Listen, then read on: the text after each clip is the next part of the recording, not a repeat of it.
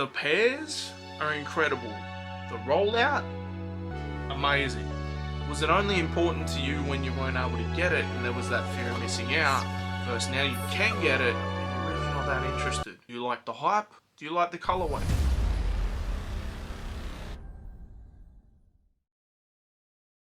Hey, what up and welcome to another episode of Creased. And it has been said that this year is a really good time for being a sneakerhead. In fact, I've said it multiple times on multiple videos. Some have even gone as far as saying this is the best year in sneakers.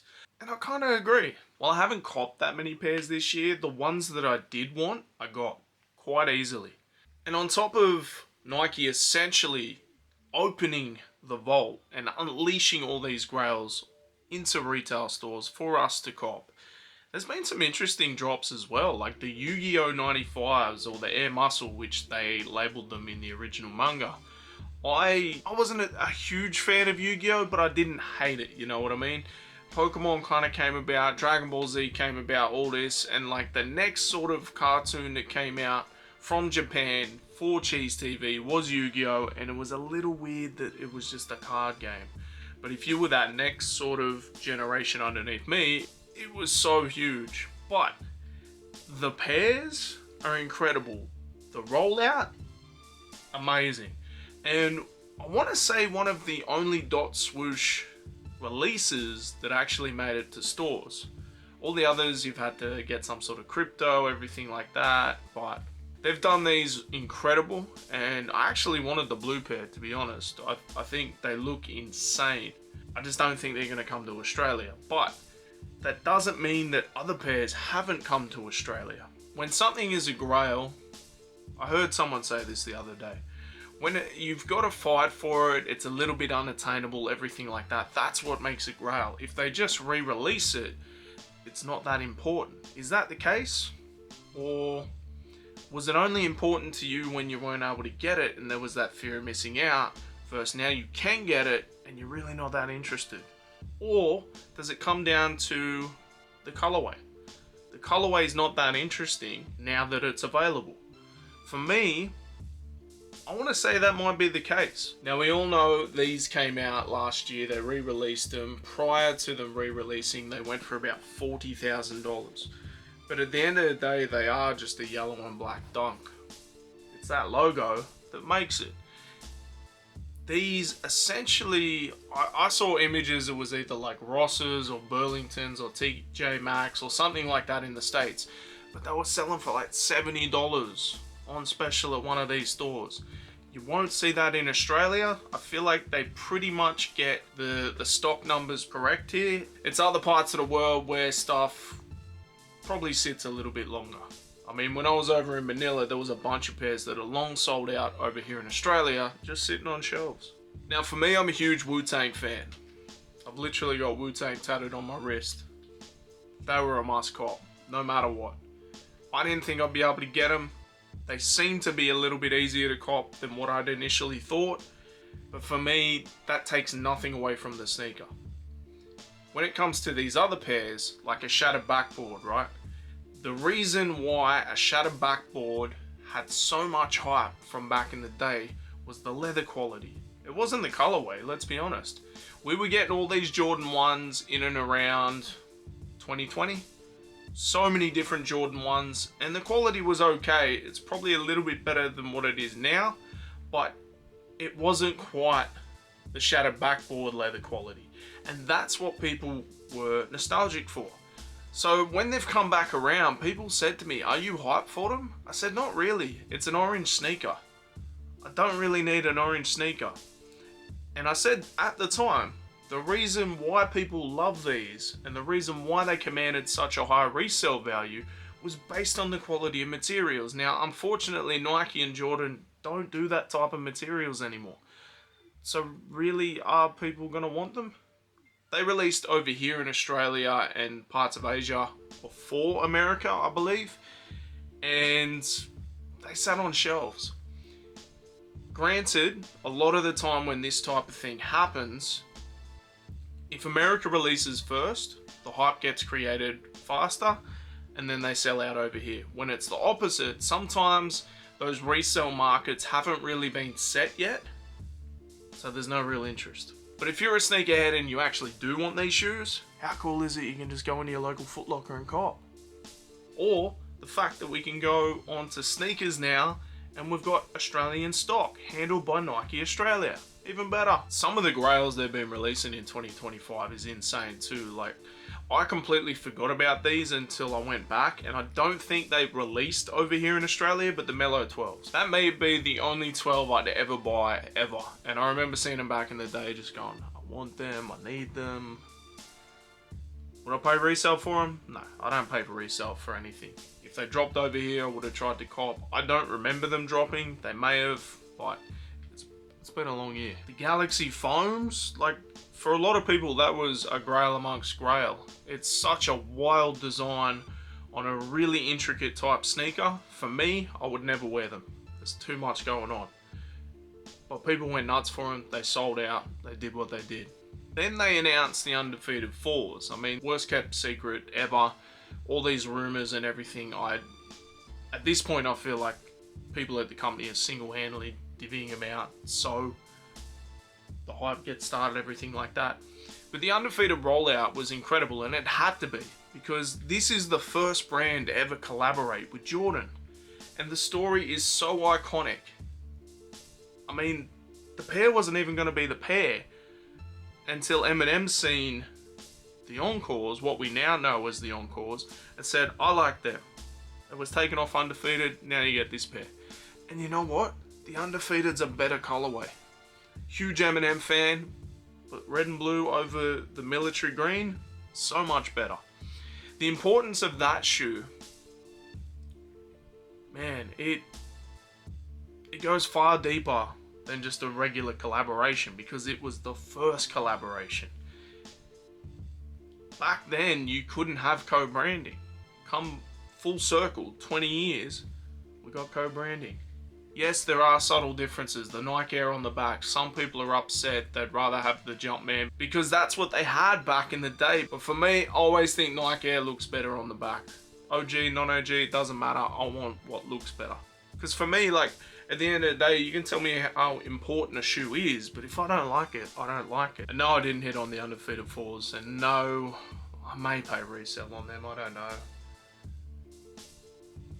Going from 17 grand to like maybe 500. I don't know, we'll see. I mean, if you miss out on any pairs, you've also got the kickstand in Sydney this weekend. We'll touch on that in a minute, but I'm hoping to see some pairs there. Which brings me to the Tokyo 5s. But we got the Tokyo 5s, right? And a bunch of people like shared, oh, the raffles dropped, all this type of stuff. I think they may have been pushed back, I'm going to be honest, because I've seen a bunch of release dates pop up for like later this month, but Foot Locker had them for a raffle, I'm sure they did. Now, the story with the Tokyo 5s and what made them so important was they were only ever available in Japan, and the iconic 23 on the back of the 5 was inverted, so it looked like a Japanese character. For years I thought that was a Japanese character until like someone explained it, and now you can't unsee it, that it's the 23 just inverted. Now again, these were a Grail of Grails. You could only get them in one part of the world, but now they're going to be readily available all over the world for retail. I mean, they're dropping in Foot Locker. They're not even dropping in just boutiques. So it comes down. Do you like the hype? Do you like the colorway? For me, a yellow sneaker isn't that interesting. But if you got the backstory, everything like that, it's hard to obtain. Put a bit of work in. Maybe you randomly come across your size. Damn, maybe I should get these. Yeah, it's a moment, right? Sitting on a raffle, maybe not so much. And what happens when the Tokyo 5s drop and nobody cares? I'm not saying it will happen, but imagine that happens. Completely destroyed the story. Now, a lot of people will say that's a reason to not drop these pairs. I'm not saying that at all. Open the floodgates, make sneakers accessible to everyone. That's what I'm saying.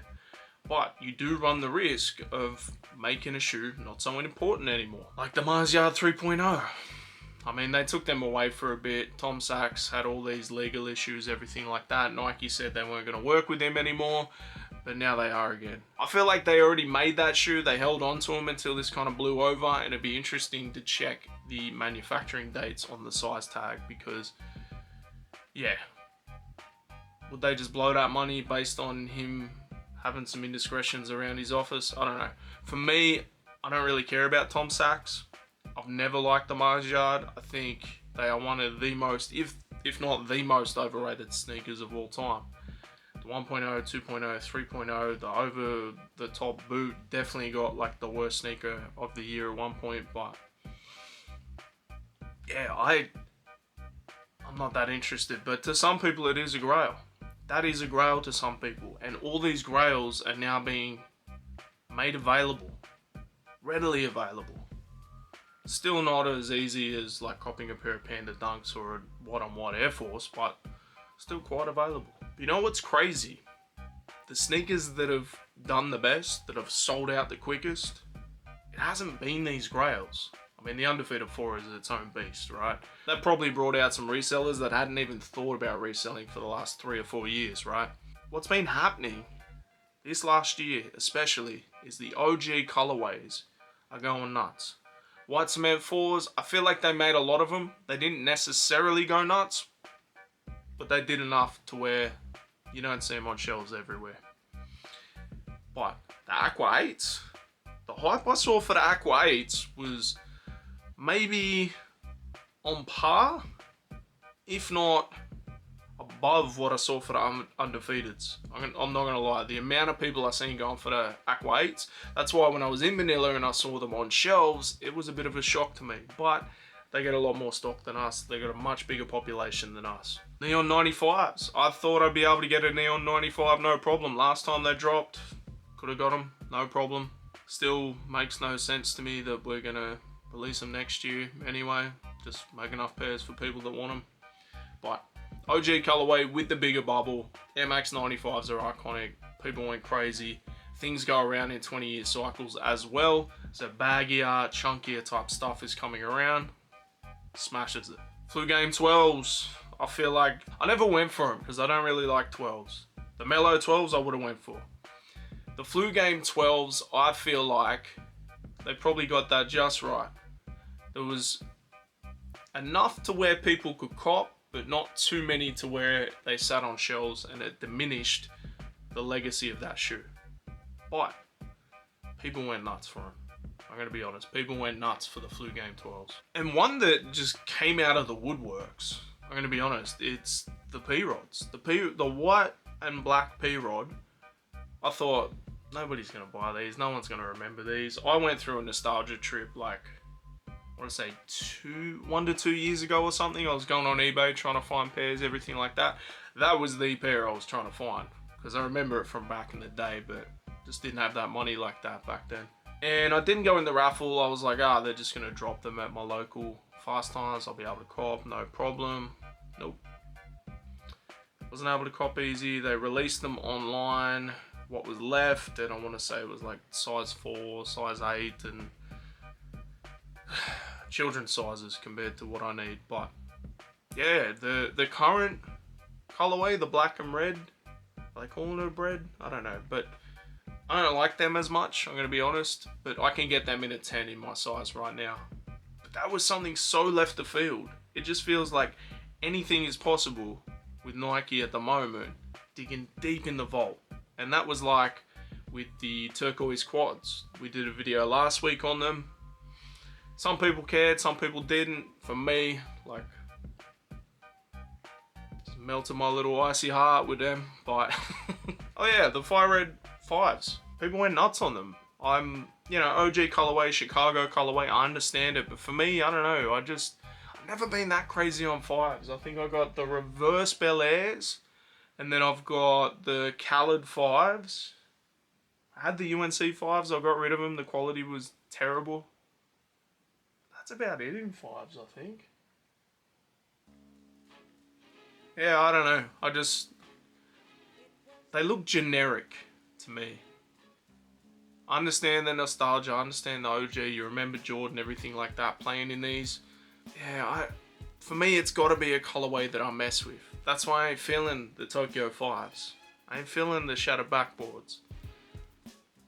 8s I've never been a fan of, I'm going to be honest, but Undefeated 4s, like, I'm all about them. If someone's got a 10.5, get at me. But so many people hit on them, like, people hit on them quite well. Like, I want to say I know about 3 or 4, maybe even 5 or 6 people that hit on them. I knew there would be more numbers than previously released, but I didn't know how crazy the numbers would be. Even when I said that I never hit on them with the shock drop on sneakers, someone I know was like, did you go for them? And I'm like, yeah, I did, but I didn't get them.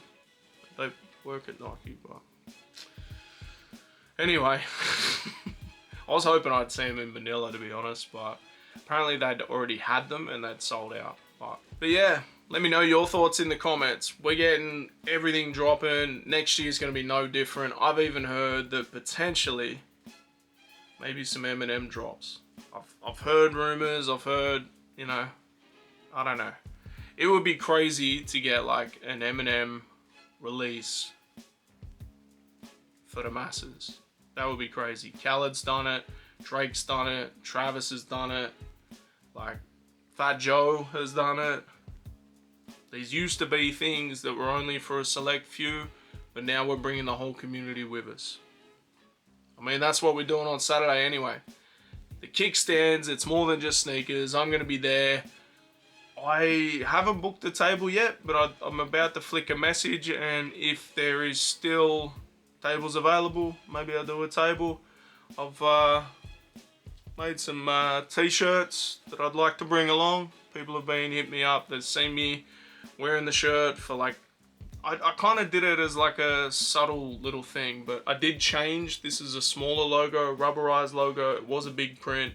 I was wearing that all over Thailand and Manila, and just see if anyone caught on to what it was. And plenty of messages, so I got about 100, maybe less, because, yeah, maybe less, but we'll see.